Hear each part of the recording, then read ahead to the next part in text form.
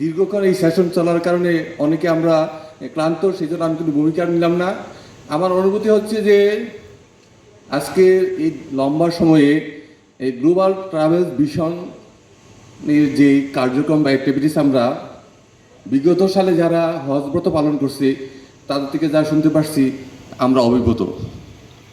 আমার ছোট্ট একটা পরামর্শ হচ্ছে, আমরা টোটাল তামাত্ম হজের ফরজ উমরা এবং হজের যে সেশনটা আমাদেরকে একজন বুজুর্গ দেখাইছে, এটা আমরা যারা নতুন হজ ব্রত পালন করতে যাব তার জন্য খুবই গুরুত্বপূর্ণ বিষয়টা ছিল।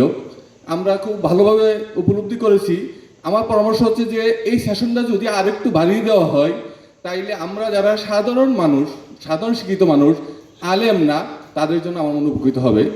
সর্বশেষ গ্লোবাল ট্রাভেল ভিশনের যারা আমরা এই বছর হজ ব্রত পালন করতে যাব, সবার পক্ষ থেকে যারা ইতিপূর্বে হজ পালন করেছেন এবং যারা মঞ্চে ওলামা ইকরাম এবং বুজুর্গরা আছেন, সবার কাছে আমরা এই 26 সালে নতুন হজযাত্রীদের পক্ষে দোয়া প্রার্থনা করি, সবার দোয়া কামনা করি। শেষ করছি।